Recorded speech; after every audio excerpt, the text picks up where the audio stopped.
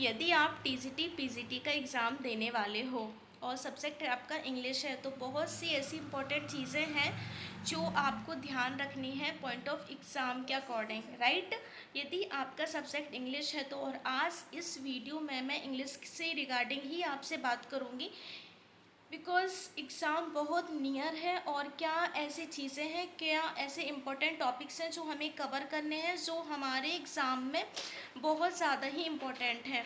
So guys, first of all, I am Apoorva and I am from Bhopal. I am already in job and job के साथ ही मैं study कर रही हूँ कंटिन्यू।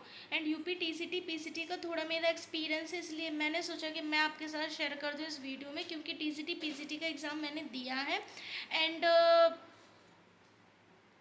किस टाइप के क्वेश्चन आए, कैसे मैंने उसकी स्टडी की, काफ़ी सारी चीज़ें जो अभी तक मैंने कह सकती हूँ कि मैंने पढ़ा, एनालिसिस करा चीज़ों का, वही सारी चीज़ें आज मैं आपके साथ डिस्कस करने वाली हूँ। सो वीडियो को लास्ट तक देखना, क्योंकि ये 5 से 8 मिनट्स आपके लिए बहुत ही ज़्यादा इंपॉर्टेंट होने वाले हैं। सबसे पहली चीज़ तो इंग्लिश में है ग्रामर, क्योंकि ग्रामर का कॉन्सेप्ट समझना बहुत ही ज़्यादा इंपॉर्टेंट है। ग्रामर एंड लिटरेचर, हमें पता है कि इंग्लिश में हमारा लिटरेचर आएगा एंड ग्रामर आएगा। सो हमें ग्रामर पर फोकस ज़्यादा करना है। मीन्स टू से हमारा जैसे noun pronoun part of speech वाला पार्ट्स हो गया, हमारा अनसीन पैसेज हो गया। अनसीन पैसेज को लोग ये समझकर स्किप कर देते हैं कि अनसीन पैसेज बहुत ईजी है, बट ईजी वाला अनसीन पैसेज अब नहीं आते हैं। अनसीन पैसेज किसी भी आर्टिकल से आ सकता है। नाउ डेज अभी कुछ जो भी न्यूज़ वगैरह चल रही है, कुछ भी आ सकता है पैसेज। सो आपको ये चीज़ें ध्यान रखनी है कि अनसीन पैसेज को हमें कैसे सॉल्व करना है, कैसे क्वेश्चन निकालने हैं, क्या चीज़ें इंपॉर्टेंट है जो हमें ध्यान रखना है। तो अनसीन पैसेज को डेली प्रैक्टिस करो, बिकॉज अनसीन पैसेज बहुत ज़्यादा इंपॉर्टेंट है। ये 5 से 10 मार्क्स का आता है, क्योंकि इसमें कुछ इंपॉर्टेंट वर्ड्स होते हैं जो हमें फाइंड करने पड़ते हैं। फिर आपका जैसे ग्रामर पोर्शन वाला आ जाता है, synonym, antonym, one word substitution, कुछ प्रोवर्ब्स हो गए। ये सारा पार्ट अनसीन पैसेज में आपको देखने को मिल जाएगा, क्योंकि लिटरली 1 से 2 क्वेश्चन तो यही होते हैं कि इसका सिनोनिम क्या है, इसका एंटोनिम क्या है, राइट। इस टाइप के क्वेश्चन होते हैं। सो अनसीन पैसेज की थोड़ा प्रैक्टिस करो। अब बात करूँ मैं लिटरेचर की, क्योंकि ग्रामर वाला पोर्शन आप कर लोगे, क्योंकि नाउन प्रोनाउन एडजेक्टिव वर्ड, यही सारी चीज़ें जो हम नॉर्मली पढ़ ही रहे हो। सब्जेक्ट हमारा इंग्लिश है तो ये सारी चीज़ें तो ऑलरेडी हमारी कवर होंगी। और यदि कवर नहीं भी है तो एक बार आप इन सारे टॉपिक्स को ध्यान से पढ़ लो।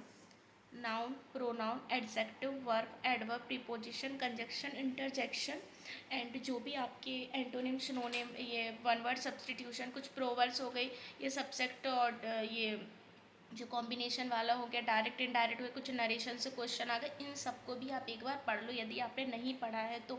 अब बात करूँ लिटरेचर की, कि तो लिटरेचर में आपको क्या क्या चीज़ें पढ़नी है जो बहुत ज़्यादा इंपॉर्टेंट। सो लिटरेचर में आपको पढ़ना है, कुछ ऑथर्स पढ़ने हैं, जैसे कि आपके सिलेबस में ऑलरेडी मेंशन है कि हमें जॉन कीट्स पढ़ना है, विलियम वर्ड्सवर्थ पढ़ना है, हमें शेक्सपियर पढ़ना है। इस तरीके से हमें सिलेबस में टॉपिक्स तो पता ही है ना, हमें राइटर्स पता है कि हमें किन राइटर्स को पढ़ना है। उन राइटर्स के हमें मोस्टली क्या क्या पढ़ना है। पहली चीज़ तो हमें उनकी ऑटोबायोग्राफी पढ़नी है। वो बिलोंग कहाँ से करते हैं, क्योंकि क्वेश्चन इस तरीके से भी आ जाता है कि जो शेक्सपियर है, विलियम शेक्सपियर है, उनका बर्थ डेट क्या था। लिटरेचर में कुछ भी पूछ सकता है आपसे, किसी सोनेट के बारे में भी पूछ सकता है, लाइक प्रोज पोइट्री के बारे में भी पूछ सकता है कि जॉन कीट्स थे, जॉन डन थे या विलियम वर्ड्सवर्थ थे, वो किस चीज़ से बिलोंग करते थे। सो लिटरेचर में ये सारी चीज़ें पढ़नी, क्योंकि लिटरेचर ऐसा पार्ट है, देखो इसमें जिस तरीके से क्वेश्चन आते हैं, जैसे कि आपसे फाइंड करने को आ गया कि इन दोनों को फाइंड करके बताओ कि कौन सा सही होगा। एंड कुछ ईयर्स पूछा जाए आपसे, कब पब्लिश हुई ये पोएम, कब इसका किस लैंग्वेज में ये लिखी गई, ऑथर, कुछ भी, ये सारी चीज़ें आ सकती हैं लिटरेचर में। तो लिटरेचर को आप इस तरीके से पढ़ो और ज़्यादा लेंथी मत जाओ, आप सिर्फ और सिर्फ अपने टॉपिक्स पर ध्यान रखो, ओके। अब ये तो हो गया लिटरेचर की बात। पीवाईक्यू की बात करूँ तो पीवाईक्यू लास्ट ईयर के लगा लो, अब जितने भी अभी एग्ज़ाम हुए हमारे पीवाईक्यू वो सारे लगा लो आप। जैसे कि जो आपका इंग्लिश वाला सेक्शन है उसके कर लो। अब आप सोचोगे कहाँ से लगा लो, तो आप वेबसाइट से भी विज़िट कर सकते हो। You can also search, Google पर भी जाओगे ना तो भी आपको बहुत सारे पेपर्स मिल जाएंगे। जैसे आप गूगल पर जाओगे, टेक्स्ट बुक पर जाओगे तो आपको ये चीज़ें मिल जाएंगी, प्री वाई क्यू मिल जाएंगी। और ये सारी चीज़ें आप कर लो, क्योंकि एग्ज़ाम बहुत ज़्यादा पास है टीजीटी पीजीटी का, मोस्टली रिगार्डेड टू इंग्लिश। और इंग्लिश का सबसे बड़ा बेनिफिट तो अभी यह है कि देखो नेगेटिव मार्किंग यूपी में बिल्कुल भी नहीं है। अभी इस एग्ज़ाम में तो नेगेटिव मार्किंग नहीं है, तो कोशिश करो कि इस एग्ज़ाम को क्वालिफाई कर लो। क्वालिफाई मार्क्स क्राइटेरिया की बात करूँ तो वही सेम होता है, आप बट 100+ की तैयारी करके चलो, क्योंकि मेरिट बनती है, इसके बाद सिलेक्शन होता है। एंड कोशिश करो कि हम क्वालिफाई कर लें, क्योंकि इसमें ना तो आपका मेंस होगा, ना ही आपका इंटरव्यू होगा, सीधी सीधी आपकी ज्वाइनिंग होगी। तो जब इतना अच्छा एग्ज़ाम है तो आपका फोकस भी अच्छा होना चाहिए। अभी भी स्टार्ट नहीं की है आपने तैयारी तो अगेन स्टार्ट कर दो, बिकॉज इससे ज़्यादा अच्छी अपॉर्चुनिटी आपको नहीं मिलेगी। बुक्स की बात कर दूँ, चलो बुक्स भी शेयर कर देती हूँ।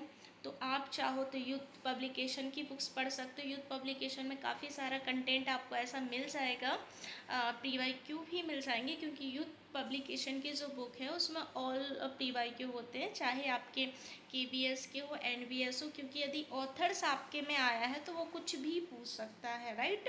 तो ये चीज़ें भी पढ़ना बहुत ज़्यादा ज़रूरी है। तो गाइस यही थी हमारी इंग्लिश की स्ट्रेटजी कि हमें किस तरीके से कवर करना है। अभी तक हमने शुरुआत नहीं की है तो अब शुरुआत कर दो, बिकॉज टाइम बार बार नहीं आएगा। एंड मेहनत करो। आई होप गाइस कि आपका एग्ज़ाम सफल हो, आपकी मेहनत सफल हो एंड आप एग्ज़ाम में क्वालिफाई हो जाओ। So thanks for watching my blog.